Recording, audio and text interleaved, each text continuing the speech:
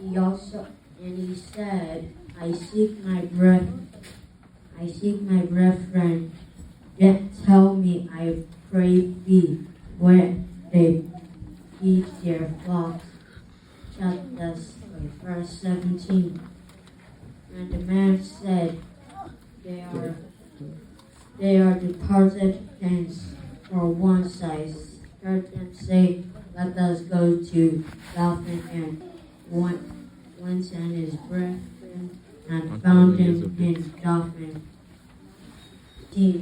And when they saw him afar off, even before he came near unto them, they conspired against him to slay him. And they said one to another, Behold, this dreamer cometh. Verse 20. Come now, therefore, and let us slay him. Come now, therefore, and let us slay him, and cast him into some pit. And we will say, Some evil beasts have devoured him.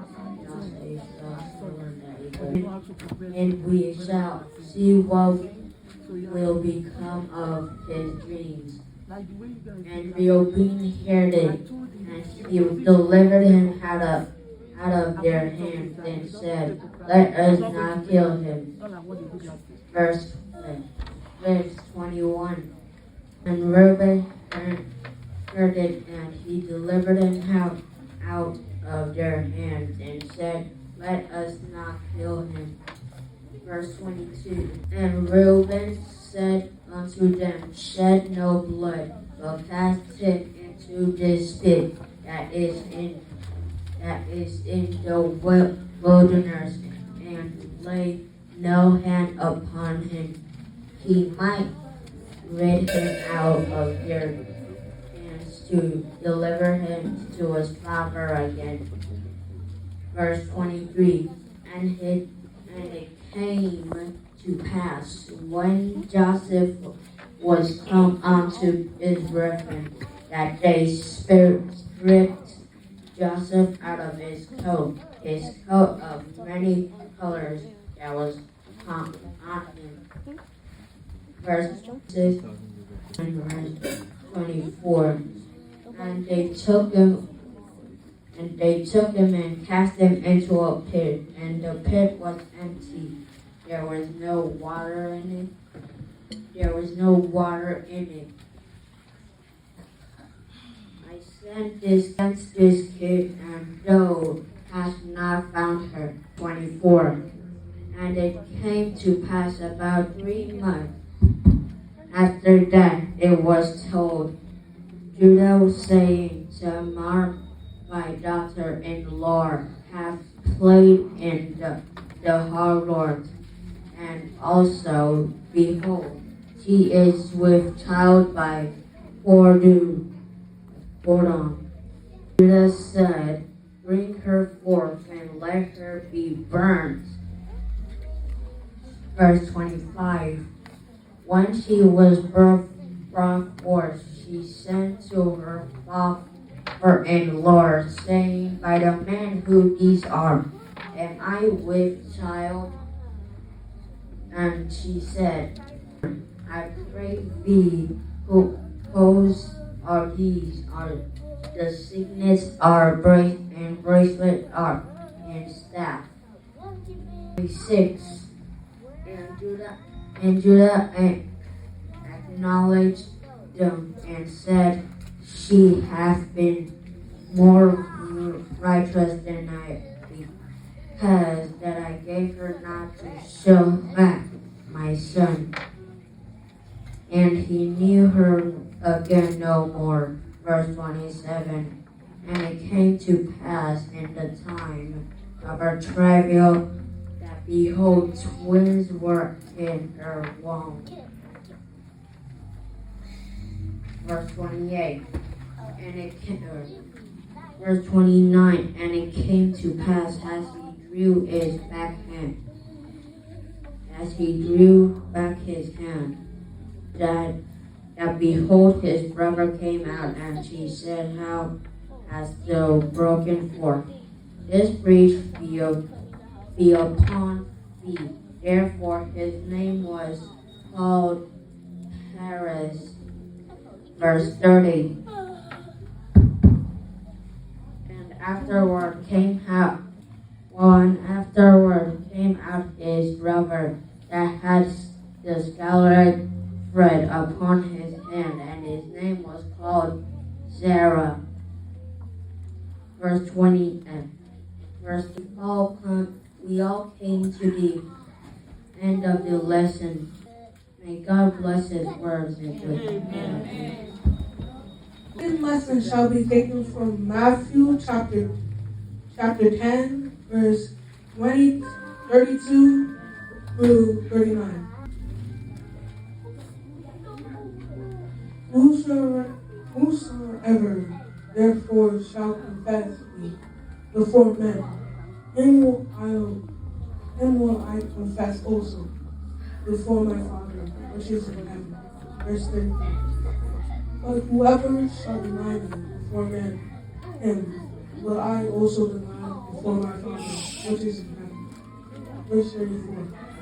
Think not that I come to send peace on earth. I came not to send peace, but the sword. Verse 34. Verse 35. But I am come to set a man at variance against his father, and the daughter against her mother, and the daughter-in-law against her mother-in-law. Verse 36. And a man's foe shall be the height of their own household. Verse 37. He that loveth father or mother more than me is not worthy of me, and he that loveth son or daughter more than me is not more worthy of me. Verse 38, the last verse. And he that begins not his cause and follows after me is not worthy of me. Verse 39, final verse.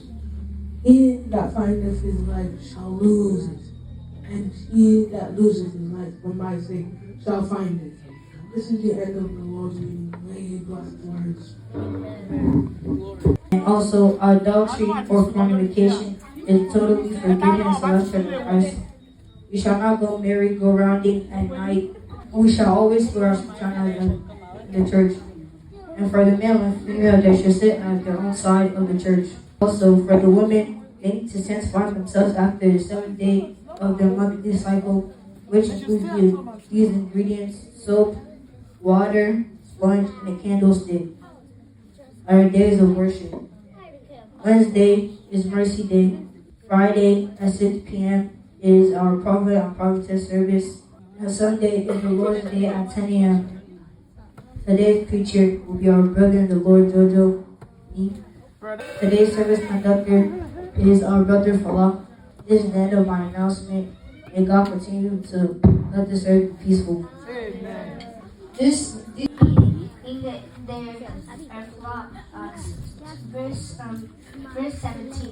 Verse 17, and the man said, they have departed from here, for I heard they say, verse 18. Now when they started off, even What did you say? Now when they saw him. Even before he came near them, they come. I please get a new reader. Verse 19. Then they said to one another, Look, this dreamer is coming. Verse 20. Come therefore, let us now kill him and cast him into some pit, and we shall say, some wild beast has devoured him. Pause. So what this verse is telling us is that after Joseph was found by a stranger, he was looking for his brothers. And while he was looking for his brothers, they plotted to kill him and strip his robe and sell him into slavery. And then they were gonna lie about how he was gonna be killed by a wild animal. So So connects to our hymn 18, which says, "Give me." So that's really the whole moral of the story for the Lord's forgiveness, because we all know the story of Joseph, how his brothers threw him in the pits, and then they plotted to kill him. Then in the future, Joseph was great. So this is really saying like this also connects to our thought. Being faithful comes with his discipline, because that's why they're disciplining us now. So in the future, we know how to be faithful to God. We know how to do God's will, and we know how to do certain type of things that will please God. That's why the Holy Spirit gave us Hymn 18 to teach us that we can ask for forgiveness anytime. That the Lord won't always forgive you, but you still have to do His will, and you still have to, like the mistakes that you made once, try not to make it twice. Try not to make it 3 times or more. Try being faithful to God, and try doing His will. Continue. Down, we shall see what will become of his dreams. Verse 21. But Reuben heard it, and he delivered him out of their hands, and said, "Let us not kill him." Pause. Write this down. Reuben tried to save Joseph. So what Reuben is symbolizing is that you don't always have to fit in and try being a part of a group of friends, or you should not have bad friends, bad brothers. Even if your brothers say something that's wrong, you try correcting them, try convincing them, because they want to kill their brother. They're one of the youngest brothers just because he was loved, just because he was favoritized. But that's not the thing.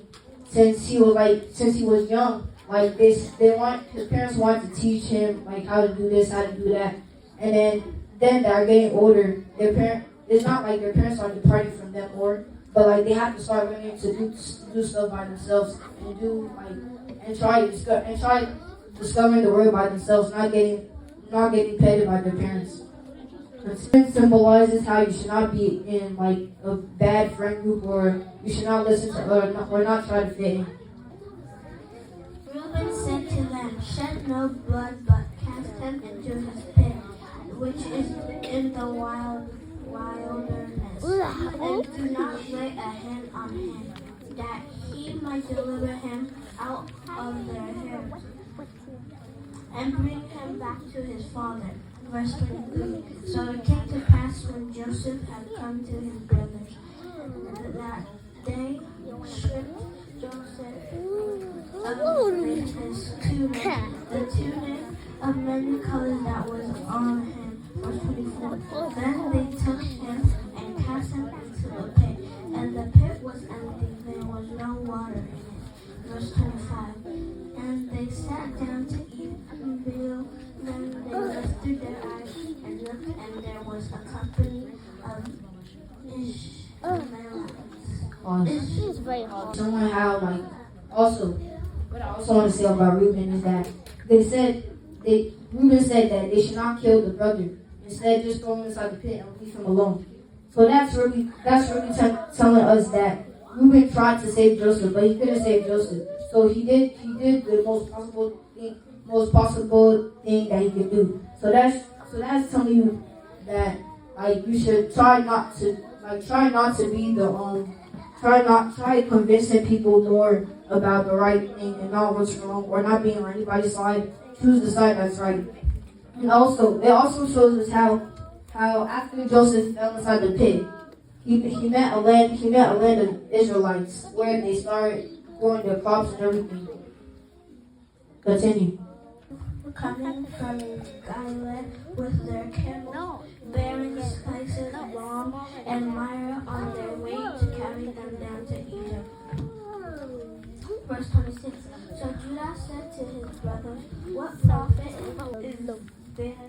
So Judah said to his brother, "What profit is there if we kill our brother and come kill his brother?" Verse 27.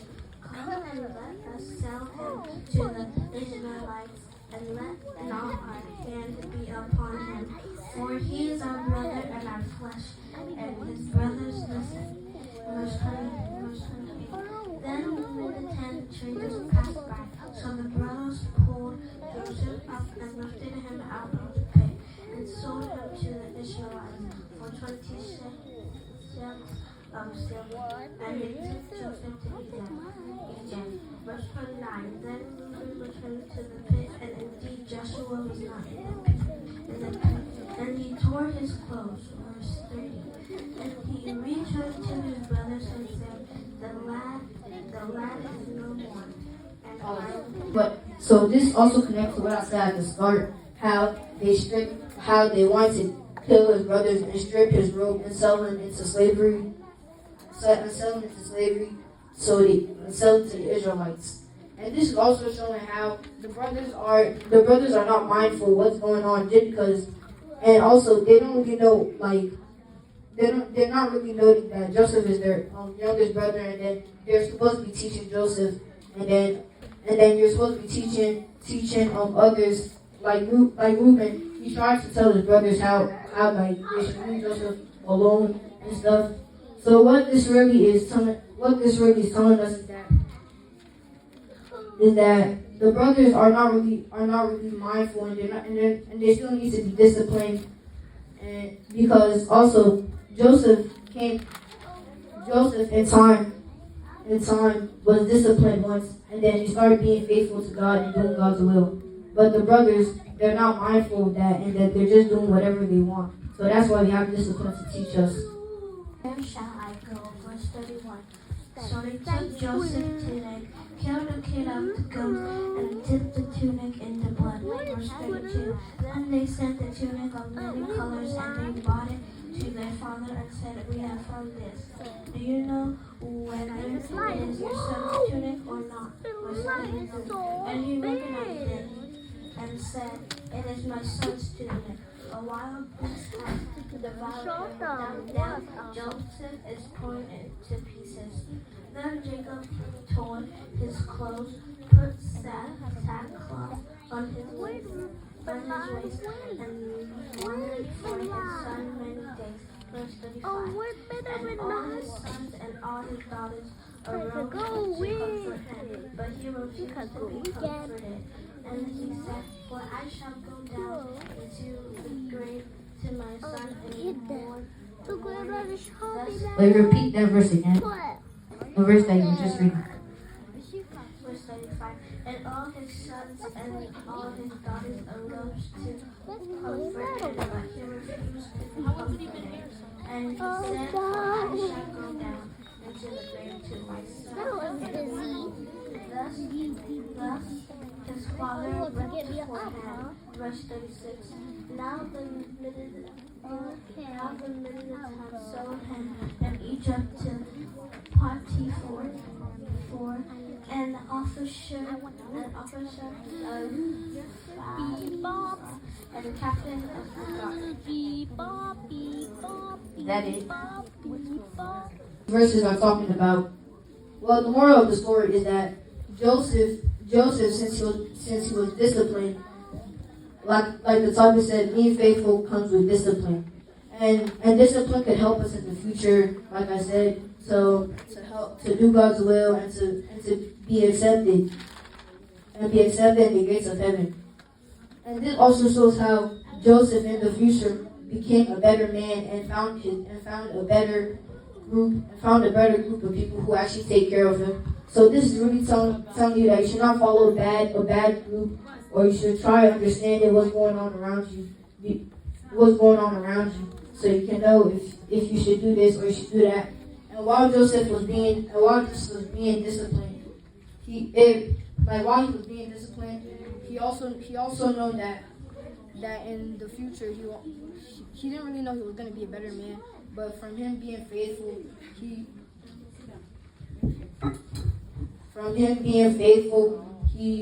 did God's will. He did everything the Lord told him to do. While the brothers sat down and lied to their father about stuff.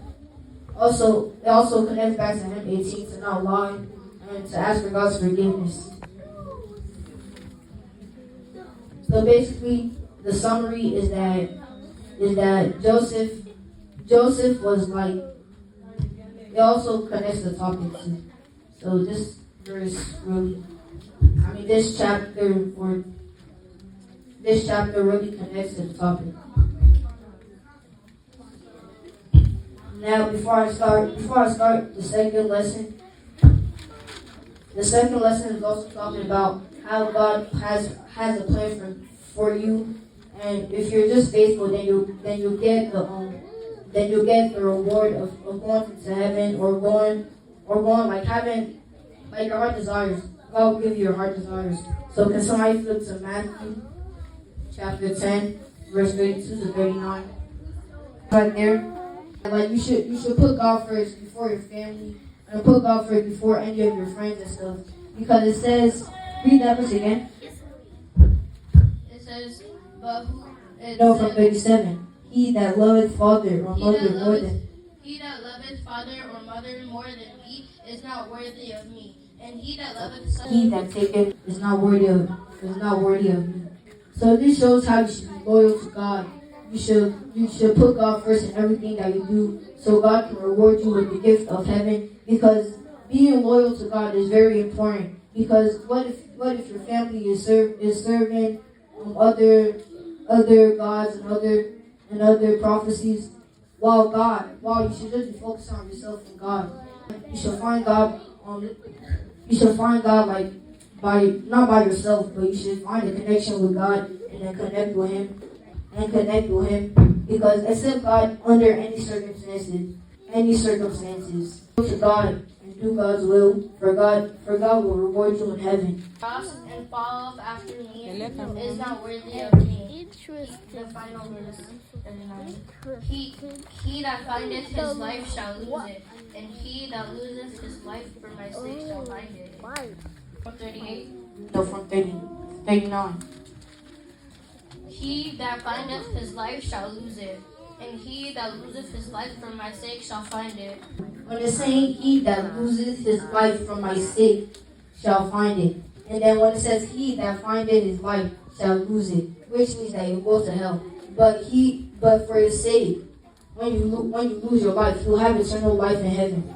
So what the thing is really talking about is that how you should accept God under any circumstances, and how discipline is key to be loyal and do God's will. Put God over anything. Put Jesus over everything. 15 to 37 and Matthew 10 verse 32 to 39 is that be faithful to God and do God's will and don't accept and put Jesus over anybody or everything. And lastly, I'll repeat the topic again. Being faithful comes with discipline. And my conclusion is that God has a plan for you. Just be faithful.